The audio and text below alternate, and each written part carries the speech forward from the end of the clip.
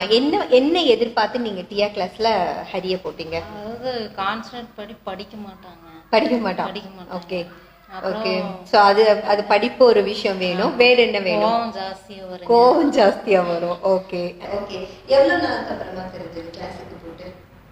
4 class attend பண்ணிருக்கீங்க. 4 class attend பண்ணனீங்க அந்த changes தெரிய ஆரம்பிச்சது. 3 மாசத்துக்கு அப்புறம் நல்லா 3 மாசத்துக்கு அப்புறமா. ஓகே. முதல் முறையா நீங்க பார்த்த சேஞ்ச் இது மாற்றம் இது? ஃபர்ஸ்ட் வந்து பாத்தீங்கன்னா டிவி பார்க்கறது தான் வந்து மெயின் ஆட்டிட்யூட் மாறாம இருந்தது. ஓகே. அந்த சேஞ்சஸ் என்னன்னா கொஞ்சம் கம்மி ஆயிடுச்சு. ஓகே. அது முதல் சேஞ்ச். என்ன சேஞ்ச் ஜாஸ்தி இருக்கு? யாருக்கு கிஷோருக்கு இல்ல தேசியாக்கா? ஓகே. கிஷோர் தான் வந்து ரொம்ப குறும்பா இருந்தா அப்படியே அதுதான் கம்மியாச்சு. அதுதான் நீங்க முதல்ல பார்த்தீங்க. இப்போ இங்க கிளாஸ்க்கு வந்தாலே எக்ஸசைஸ் பண்ணீங்க ஓரளவுக்கு நல்ல டிஃபரன்ஸ் உங்களுக்கு தெரியுது. நல்லா அண்டர்ஸ்டாண்ட் பண்ண முடிஞ்சது என்னால அப்படின்னு சொன்னாங்க. முதல்ல நான் கேர்லெஸ்ஸா இருப்பேன், இப்போ அண்டர்ஸ்டாண்டிங் பண்ண முடியுது என்னால. சேஞ்சஸ் நல்லா இம்ப்ரூவ்மெண்ட் ஆயிருக்குங்க.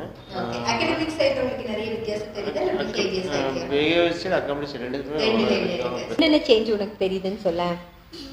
மிஸ் வந்து ஏதாச்சும் போர்டு எழுதி போட்டாங்கன்னா அது எனக்கு இதானா அப்படின்னு எனக்கு புரியுது. முதல்ல புரியாதா உனக்கு? முதல்ல புரியாது. Very honest answer.